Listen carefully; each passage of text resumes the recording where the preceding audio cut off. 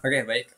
Di pembelajaran Bahasa Indonesia kelas 7, mari kita akan belajar di belajar lanjutan. Kalau kemarin kita bahas tentang apa namanya eh, ceritanya, lalu kita juga membandingkan informasi, ya. Lalu kita akan membandingkan ciri-ciri atau objeknya. Kalau konsepnya adalah objek, berarti adalah objek itu adalah tempatnya, teman-teman. Objek itu adalah tempat gitu ya. Nah, di sini disampaikan teks jelajah Werebo dan jelajah rasa di Lampung mendeskripsikan dua objek yang berbeda ya tentu. Kalau di Lampung itu terkait keripik dan rasa ya. Nah, keripik lah ya atau makanan. Kalau jelajah Werebo ini terkait dengan permukiman atau rumah gitu. Sekarang bandingan penggambaran ciri-ciri benda yang dituturkan dalam kedua teks tersebut. Tabel ini membantu kalian untuk membandingkan kalimat penjelas pada kedua teks tersebut. Kemudian kalian dapat menuliskan kata konkret dari kalimat perinci pada setiap kalimat. Oke, di sini jelajah Werebo Mbaru Niang terbuat dari beberapa jenis rumput. Nah, Mbaru Niang ini adalah rumah. Tadi yang rumah berkerucut itu ya. Terbuat dari beberapa jenis rumput ya. Jadi kan di atasnya itu atapnya kan rumput tuh ya. Lalu dilapisi injuk ya. Tahu teman-teman injuk kayak di sapu tuh, sapu injuk ya. Atau pohon palem ya, pohon palem lah ya, teman-teman mungkin paham. Bahan-bahan ini merupakan bahan pilihan agar embaru nih yang kuat menahan serangan angin dan air hujan. Dan di sana tidak menggunakan paku dan lain sebagainya. Dia itu dibuat dengan cara diikat terus lagi digabungkan gitu. Apa namanya? Disasak gitu ya. Apa namanya? Menahan serangan angin dan oke, terasa kokoh kan gitu ya. Ya, terasa kokoh sekali. Nah, kalau di keripik di rasa di Lampung ini tadi jelajah di rasa Lampung itu dia menjelaskan tentang keripik. Keripiknya lebih tebal dari keripik keripik pisang biasa ya. Keripik ini lebih empuk juga tetapi tak renyah ketika digigit. Rasa coklatnya tentunya. Wow, mantap. Saat menggigit, kalian juga bisa merasakan rasa manis di ujung lidah, lalu setelah beberapa saat, kalian akan merasakan sensasi sedikit rasa pahitnya.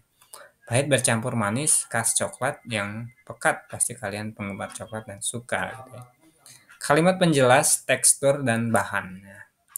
Nah, kalau kalimat di apa?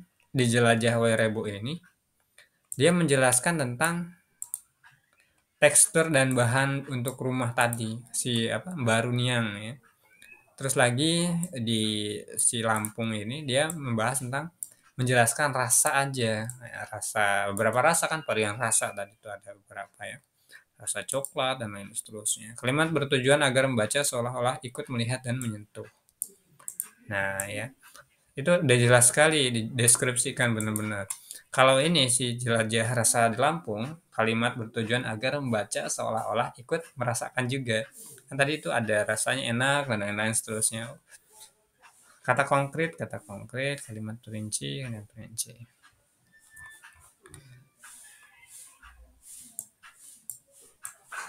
Kata konkretnya ya.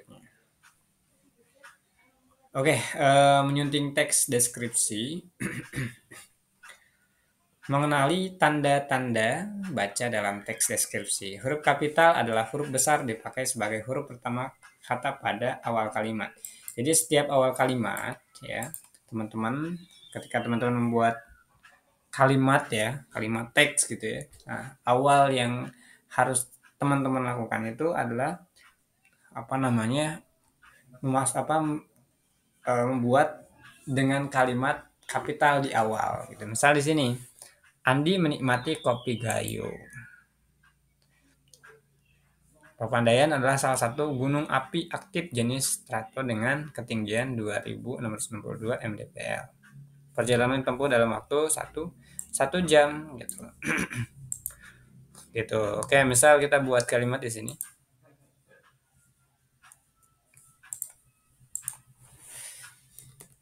Kalimat apa nih? Eh, yang ini ya, yang awal.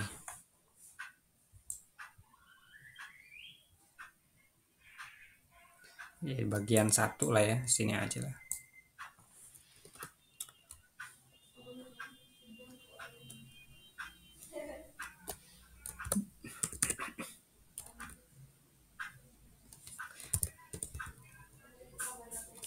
Makanan ya, makanan yang paling lezat, paling enak di Bogor misalnya. Bogor adalah apa nih? Kue talas gitu misalnya. Nah, ini contohnya ya. Nah, cuman teman-teman fokusnya adalah di makanannya saja. Artinya setiap awal kalimat ya, dia pasti menggunakan teksnya itu. Dia pasti menggunakan huruf kapital di awal. Nah, ini ya. Sini disampaikan juga, huruf kapital dipakai sebagai huruf pertama nama geografi, misalnya Jakarta, Jalan, Dago, Kabupaten Garut, Sungai Musi, Gunung Papandayan.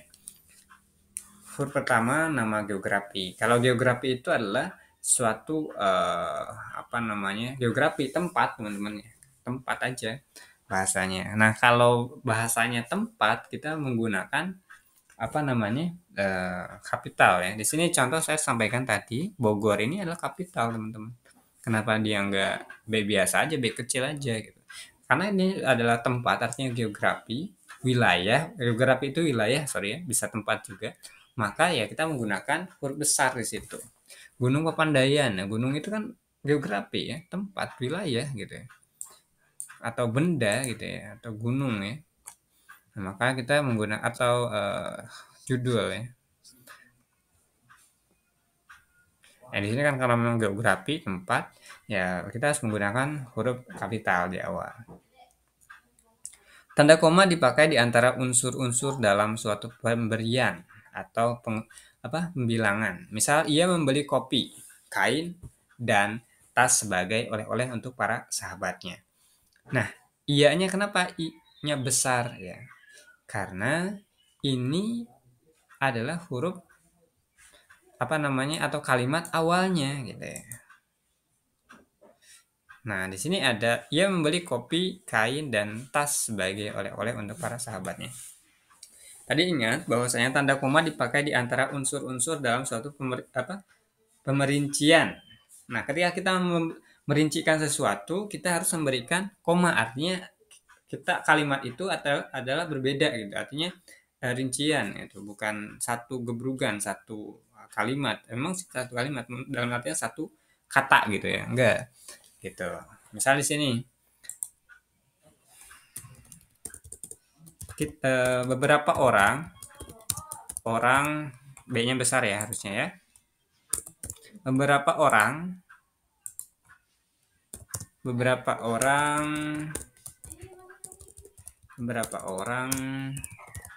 pergi berlibur.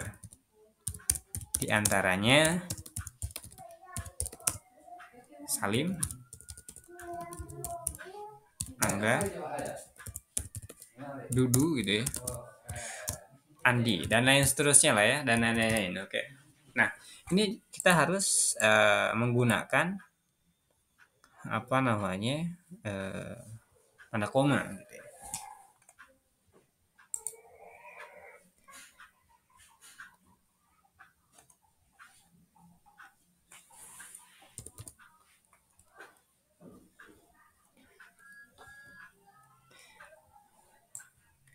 Oke, beberapa orang pergi berlibur dan membeli gitu ya. Dan membeli beberapa barang, beberapa makanan, yaitu kopi, gula, terus apa lagi, teh, dan lain-lain ya. Oke, itu bisa juga seperti ini. Ini artinya adalah dia sebagai perinci, dirincikan gitu ya. Oke, tanda koma dipakai sebelum kata penghubung seperti tapi ya, tetapi ya. Jadi sebelum itu. Tanda koma dipakai sebelum kata penghubung seperti tetapi, melainkan, sementara, dan sedangkan dalam kalimat majemuk ya. Jadi misalnya di sini Lili mengambil foto sementara Fajar memilih menikmati secangkir kopi.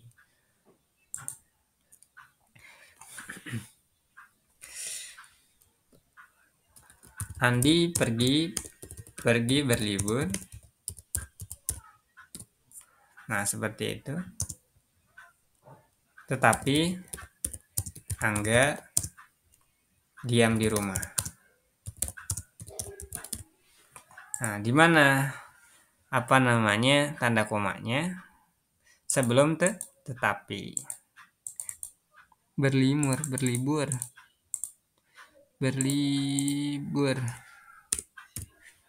Andi pergi berlibur, koma gitu ya. Tetapi Angga diam atau berdiam di rumah. Apa seperti itu aja. Nah, berikutnya di sini ada sementara Fajar milih nikmati kopi dan lain seterusnya. Jadi ada teman-teman harus ingat aja tetapi, melainkan, sementara, dan sedangkan ya. Oke. Jadi pada dasarnya kita ingat aja gitu ya. Tanda koma dipakai untuk memisahkan anak kalimat yang mendahului induk kalimat. Anak kalimat dan induk kalimat. Kalau lulus ujian, ayah akan mengajak saya ke Pulau Bali. Anak kalimatnya yang mana gitu ya. Anak kalimatnya ini nih, ayah akan mengajak saya ke Pulau Bali. Tadi tanda koma dipakai untuk memisahkan anak kalimat yang mendahului induk kalimatnya. Tanda koma dipakai untuk memisahkan anak kalimat yang mendahului induk kalimat. Misalnya, kalau lulus ujian, ayah akan mengajak saya ke Pulau Bali. Bisa aja sih, ayah akan mengajak saya ke Pulau Bali kalau lulus ujian. Bisa aja seperti itu ya. Pokoknya di situ ada koma di dalam. Seperti itu ya. Tanda koma dipakai di belakang kata atau ungkapan penghubung antara kalimat seperti oleh karena itu jadi. Nah, jadi koma gitu antar kalimat misalnya itu jadi koma dengan demikian koma sehubungan dengan itu koma dengan dan meskipun demikian koma misal begini. Gunung Pepandayan telah meletus beberapa kali.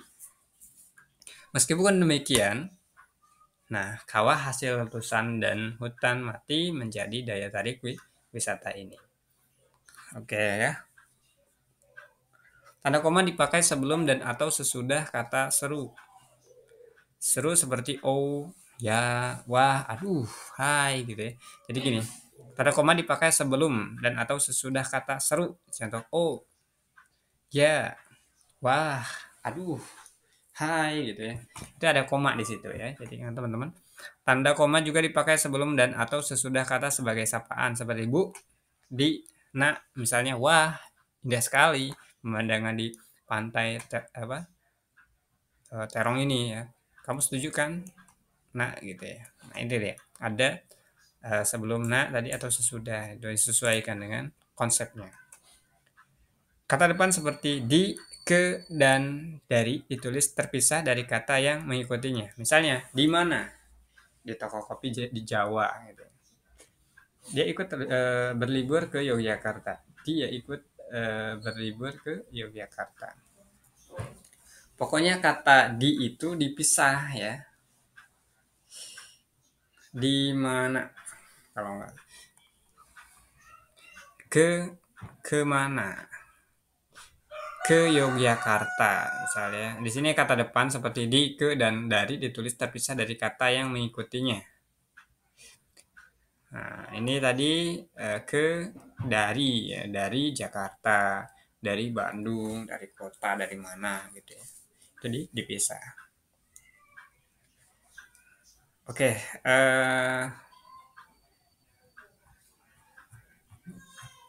saya rasa cukup ya. Kita akan lanjutkan di pembelajaran berikutnya. Terkait ini juga nanti akan saya ulas lagi kalau memang